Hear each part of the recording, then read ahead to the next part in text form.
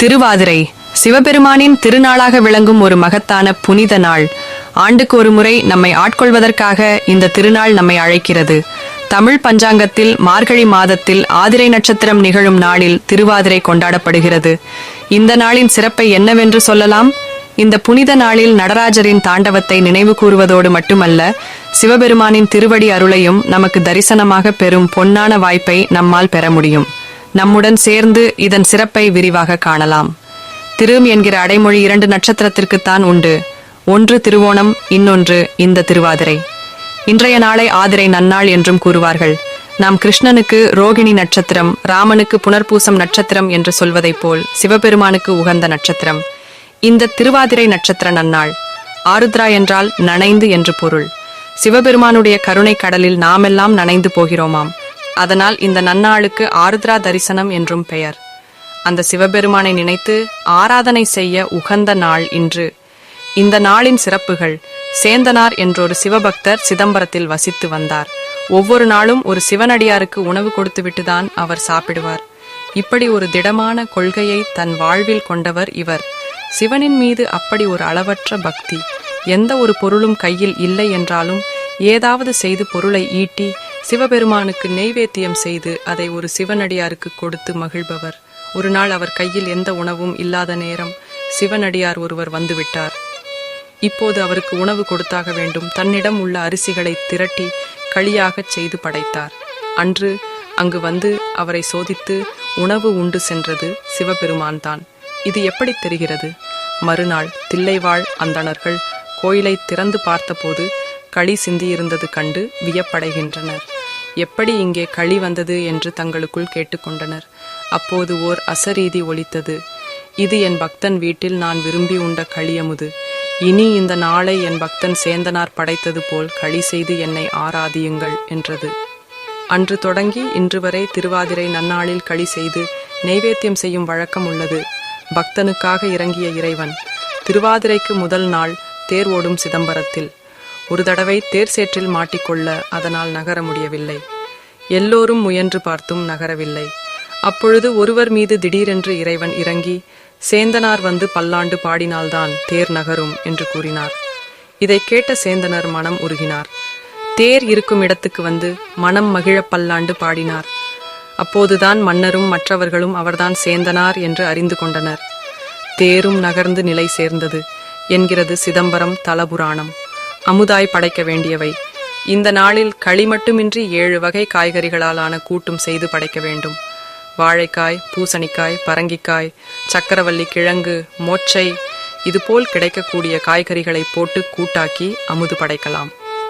இன்றைய நாள் சிதம்பரத்தில் மட்டுமல்ல, திருவாரூரிலும் மிக விசேஷம். ஆரூராரின் பாத தரிசனம் கிடைக்கக்கூடிய நாள் இது. வருடம் முழுவதும் தியாகராஜரின் முகத்தை மட்டுமே நம்மால் காண இயலும். அபிஷேக நேரத்தில் கூட அவருடைய மேனி எந்திரத்தால் மறைக்கப்பட்டிருக்கும்.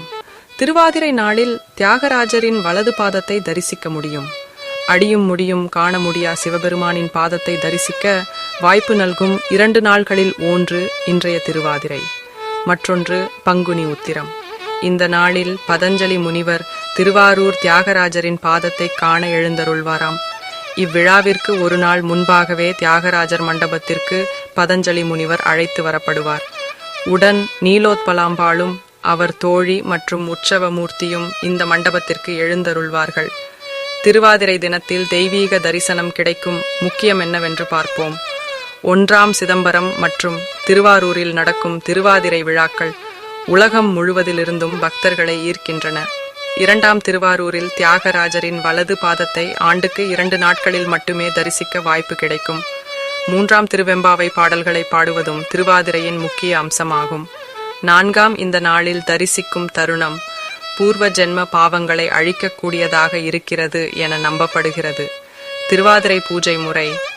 திருவாதிரை தினத்தில் பூஜை செய்வது மிகவும் விஷயமாக கருதப்படுகிறது. 1ஆவதாக நெய் மற்றும் தீபம் ஏற்றி சிவபெருமானை தியானிக்க வேண்டும். 2ஆம் களி மற்றும் கூட்டு தயாரித்து அதை சிவபெருமானுக்கு சமர்ப்பிக்க வேண்டும். 3ஆம் பின் திருவெம்பாவை பாடல்களை பாடி இறைவனை துதிக்க வேண்டும். 4ஆவது இறுதியில் தெய்வத்தின் அருளை பெற தியானம் செய்ய வேண்டும். திருவாதிரை பூஜை நேரம். திருவாதிரை பூஜையை அதிகாலை நேரத்தில் தொடங்குவது சிறந்தது. 1ஆம் உஷத் காலம் அதிகாலை 4 மணி முதல் 6 மணி வரை முக்கியமான நேரமாக கருதப்படுகிறது. 2வது, இந்த நேரத்தில் பூஜை செய்ய சிவபெருமானின் அருள் கூடுதலாக கிடைக்கும் என நம்பப்படுகிறது. இந்த திருநாளின் முக்கிய அம்சம் திருவாதிரை விரதமாகும். இது பக்தர்கள் சடங்குகளை ஒழுங்காக கடைபிடிக்கக்கூடிய ஒரு வாய்ப்பு. திருவாதிரை விரதம் என்பது பக்தர்களின் மனதையும் உடலையும் தெய்வத்தின் அருளை பெற்றிடத் தயார் செய்யும். இதில் காளி மற்றும் கூட்டு எனும் உணவுகள் முக்கியமாக இருக்கின்றன. காளி என்பது எளிமையானதும் ஆன்மீக பரிமாணமும் கொண்ட உணவு. இது பக்தர்களின் மனதை தெய்வத்தில் ஒருமுகப்படுத்த உதவும். கூட்டு என்பது 7 வகையான காய்கறிகளால் செய்யப்பட்ட ஒரு சிறப்பு உணவு. இதில் வாழைக்காய், பூசணிக்காய், பரங்கிக்காய், சக்கரவள்ளி கிழங்கு, மொச்சை போன்ற காய்கறிகளை இணைத்து தயாரிக்கிறார்கள். இதை பக்தர்கள் தங்கள் மன நிறைவை வெளிப்படுத்தும் வகையில் தெய்வத்திற்கு படைத்து பின்னர் சாப்பிடுகிறார்கள். இந்த நாளில் விரதமிருந்து சிவபெருமானை தியானிப்பதும் திருவெம்பாவை பாடல்களை பாடுவதும் மிக முக்கியமாகும். இது அவர்களின் ஆன்மீக வாழ்க்கைக்கு பலனை அளிக்கும் என நம்பப்படுகிறது. திருவெம்பாவையின் மகிமை. திருவெம்பாவை என்பது மாணிக்க வாசகரால் எழுதப்பட்ட பக்தி பாடல்களின் தொகுப்பு. திருவாதிரை தினத்தில் இந்த பாடல்களை பாடுவது சிவபெருமானின் கருணையை பெற முக்கியமாக கருதப்படுகிறது. இது நம் மனதையும் ஆன்மாவையும் தூய்மையாக்குகிறது.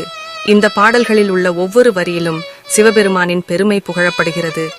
திருவெம்பாவையின் 21 பாடல்களையும் பாடி இறைவனை துதிப்பதன் மூலம் நம் ஆன்மீக பயணத்தில் முன்னேற முடியும். திருவாதிரை திருநாள் என்பது பக்தர்களின் ஆன்மீக வாழ்வில் ஒரு புதிய ஒளியை காண்டு வரும் மகத்தான நாளாகும். திருவாரூர் தியாகராஜரின் பாத தரிசனமும் திருவெம்பாவை பாடல்களும் காளிக்கூட்டு சமயங்களும் இந்த நாளின் மிக முக்கிய அம்சங்கள். இந்த நாள் நம்மை அனைத்து பாவங்களிலிருந்து விடுவித்து சிவபெருமானின் கருணைக்குள் உறைவிக்கச் செய்யும் நாளாக அமைந்துள்ளது. இந்த தருணங்களை உங்களுடன் பகிர்வதில் நான் மகிழ்ச்சி அடைகிறேன். உங்கள் வீடு சிவபெருமானின் அருளால் நிரம்பி ஒளி வீசட்டும். இது போன்ற ஆன்மீக தகவல்களை நீங்கள் விரும்பினால் நமது சேனலுக்கு சப்ஸ்கிரைப் செய்யுங்கள். மற்றவர்களுடனும் பகிர்ந்து திருவாதிரையின் அருளை அனைவரும் அனுபவிக்க வழிவகையுங்கள். இனிய திருவாதிரை திருநாள் நல்வாழ்த்துக்கள்.